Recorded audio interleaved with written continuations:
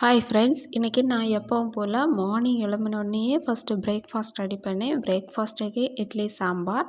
அதுக்கப்புறமா லஞ்சுக்கு இன்றைக்கி ரொம்பவே வேலை அதிகம். ஏன்னா ஃபஸ்ட் டைம் எங்களுக்கு இங்கே அகர்தலாவில் இறால் மீன் கிடச்சிது. இப்போ அந்த இறால் மீன் வைக்கணும். கூடவே ஏரி வவ்வால் மீன் கிடச்சிருந்து, அப்போ அதையும் குழம்பு வைக்கணும். அதில் கொஞ்சம் எடுத்து ஃப்ரை பண்ணிக்கணும். இன்னும் இறால் கிடச்சது, அதிகமாக கிடைக்கல. நம்ம ஊரில் கிடைக்கிற மாதிரி இல்லை, ரொம்பவே கம்மியாக தான் இருந்தது. அதனால் அதை தொக்கு மாதிரி பண்ணிவிட்டு வவ்வால் மீனை குழம்பு வச்சு கொஞ்சம் மீன் எடுத்து ஃப்ரை பண்ணிட்டோம்.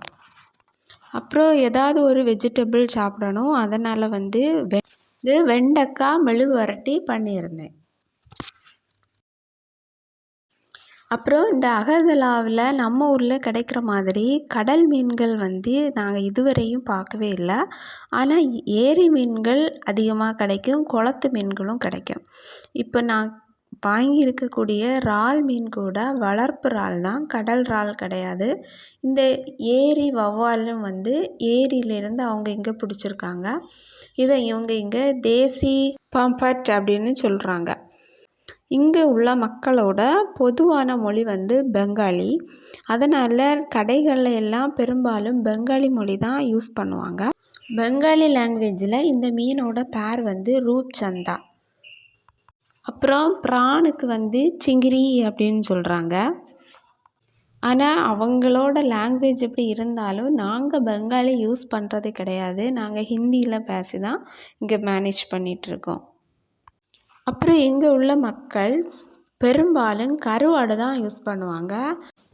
நம்மளை மாதிரி வெளியூரில் இருந்து வேலைக்காக இங்கே வந்திருக்கிறவங்க இந்த மாதிரி மீன்கள் வாங்கி பயன்படுத்துவாங்க. மற்றபடி ஏதாவது விசேஷம்னாலும் அவங்க வீட்டில் இந்த மாதிரி மீன்கள் வாங்கி பயன்படுத்துவாங்க. இல்லாமல் இந்த மாதிரியான மீன்களை நம்ம ஹோட்டல்களில் பார்க்கலாம். அப்புறம் இப்போ அகர்தலாவோட வெதர்னு பார்த்திங்கன்னா கொஞ்சம் குளிர் ஆரம்பிச்சிடுச்சு. அகர்தலா ஒரு சிட்டியாக இருந்தாலும் நம்ம ஃபீல் பண்ணுறது ஒரு வில்லேஜ் லைஃப் ஸ்டைலை பார்க்கலாம். இங்கே உள்ள மக்கள் நம்ம ஊர் மாதிரியே ஆடு, மாடு, கோழி இது எல்லாமே வளர்க்குறாங்க. அப்புறம் காய்கறி எல்லாம் தங்களே தோட்டம் அமைச்சு விளைவிக்கிறாங்க. இங்கே பெரும்பாலும் சீசனல் காய்கறிகள் அதிகமாக நம்ம பார்க்கலாம். நம்ம யூஸ் பண்ணுற மாதிரியான காய்கறிகள் ரொம்ப விலையாக இருக்கும். அவங்கக்கிட்ட கேட்டால் அவங்க சொல்கிறது இங்கே இந்த மாதிரியான காய்கறிகள் வெளியூரில் இருந்து அஸ்ஸாம் வழியாக வர்றதுனால தான் ரொம்ப விலையாக இருக்குது. பழங்கள் பார்த்தாலும் அதுவும் ரொம்ப விலையாக தான் இருக்கும். அதுவும் வெளியூரில் இருந்து அஸ்ஸாம் வழியாக தான் வருது அப்படின்னு சொல்கிறாங்க. இங்கே வாழைப்பழம் இருக்குது. ஆனால் நம்ம ஊரில் கிடைக்கிற மாதிரி விதவிதமான வாழைப்பழங்களெல்லாம் பார்க்க முடியாது. சின்ன வாழைப்பழம் மட்டும்தான் பார்க்க முடியும். அது மலை வாழைப்பழம் அப்படின்னு சொல்கிறாங்க. அப்புறம் நான் சொல்லக்கூடிய இந்த அகர்தலா எங்கே இருக்குன்னா, இந்தியாவோட வடகிழக்கில் அஸ்ஸாம் மாநிலத்துக்கு நேரே கீழே திரிபுராங்கிற ஸ்டேட்டோட கேபிட்டல் தான் இந்த அகர்தலா.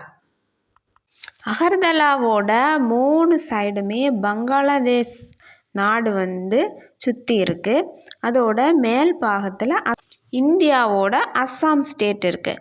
இப்போ நமக்கு இந்த அகர்தலாய்க்கு போகணுன்னா ஒன்று ஃப்ளைட் வழியாக போகணும், இல்லைன்னா ட்ரெயின் வழியாக போகணும். இந்தியாவோட லாங்கஸ்ட் ட்ரெயின் விவேக் எக்ஸ்பிரஸ் மூலமாக நம்ம திருவனந்தபுரத்தில் இருந்து அஸ்ஸாம் வரணும். அஸ்ஸாம் அங்கே கவுஹாத்தி ரயில்வே ஸ்டேஷனில் இறங்கிட்டு கவுஹாத்தியில் இருந்து திருப்பி நம்ம அகர்தலாய்க்கு இன்னொரு ட்ரெயின் மூலமாக வரணும். ட்ரெயின் ட்ராவல் எப்படியும் 5.5 நாள் ஆகும்.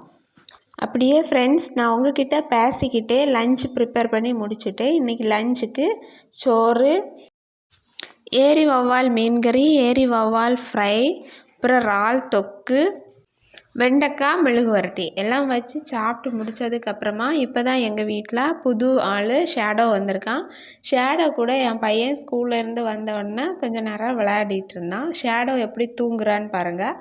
ஷேடோ எந்த விதமான கெட்ட ஆக்டிவிட்டியும் பண்ண மாட்டான். நம்மளை கடிக்கிறதோ பறக்கிறதோ அந்த மாதிரி எதுவும் பண்ண மாட்டான்.